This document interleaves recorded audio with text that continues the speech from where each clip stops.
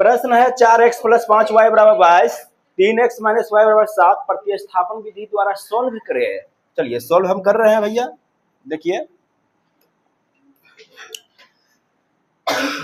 हल दिया है 4x प्लस 5y बराबर 22 है ना। बोलिए यहां से जो है हम x का मान निकालें कि y का मान निकालें?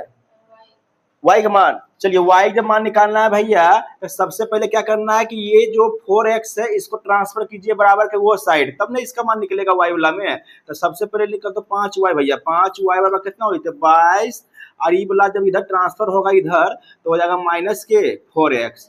कोई दिक्कत?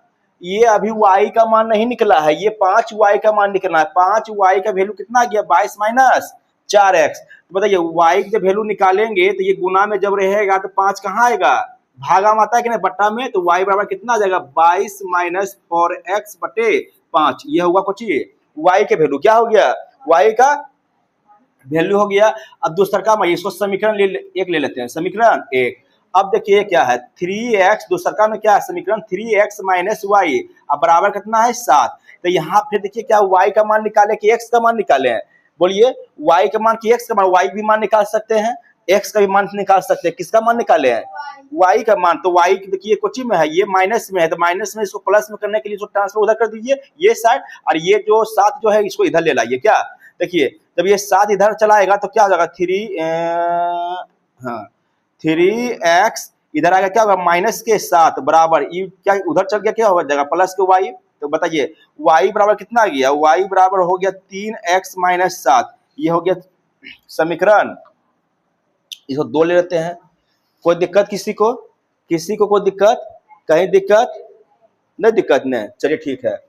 अब समीकरण 1 में जो है भैया ये y का मान रख दीजिए, तो समीकरण 2 में ये y का मान रख दीजिए। बताइए किसमें क्या किए रखे? बताओ, तुम ही बताओ किसका क्या करें।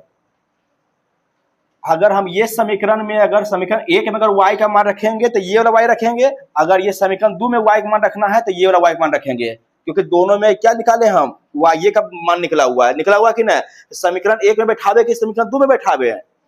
समीकरण 1 में बैठावे। अच्छा चलिए भैया, तो समीकरण 1 में y का मान आराम से देखिए रखने पर तो बोलती है देखने पर।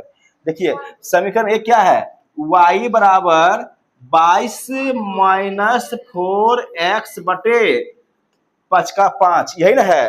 बताइए y की वैल्यू कितना है सर? यहाँ पर ये 3x माइनस 7, तो y वैल्यू रख देंगे 3x माइनस 7 बराबर, तो हो गए 22 माइनस 4x बटे 5। बताइए जब बराबर रहता है ना, ये बटा में एक छुपल है, जब बराबर यहाँ रहा है बराबर, तो क्रॉस क्या होता है? क्रॉस मल्टीप्लाई होता है। 5 को गुणा करेंगे 3 में 5 दिया 15x, अब प्लस माइनस माइनस सब बचे 35, और x से जब गुना होता है तो उधर तो x से जब यहाँ गुना करेंगे इतना में तो वही हो जाएगा 22 माइनस 4x। अब इन्हें उन्हें कीजिए ना, देखिए 15x हो गया, इसका पार्टनर कोची है? इसका पार्टनर है माइनस 4x, इसको इधर लाएंगे कि क्या हो जाएगा? प्लस के 4x हो जाते हैं सर बराबर, ये 22 जे के हैं तो 22, तो 22 के पार्टनर कौन है? ये वाला है, तो ये माइनस में इधर आएगा, क्या होगा? प्लस के 35, घटा हुआ कितना आएगा? घटे सॉरी जोड़ना है, तो 15 4 19x बराबर ये कितना होते हैं? 5 2 7, ये हो गए कितना? 5। x की वैल्यू कितना हो गया भैया? 57 बटे 19 दिया 57 3, x की वैल्यू आ गया 3, ठीक है। अब समीकरण 1 में बैठावे कि समीकरण 2 में बैठावे? चलिए समीकरण 2 में बैठावे। समीकरण 2 में x का मान रखने पर समीकरण 2 क्या है तुम्हारा? y बराबर 3x माइनस 7, y बराबर 3, x की वैल्यू कितना आ गया? 3 और माइनस के 7, 3 दिया 9, 9 माइनस 7 यानी कितना हो गया भैया? 2।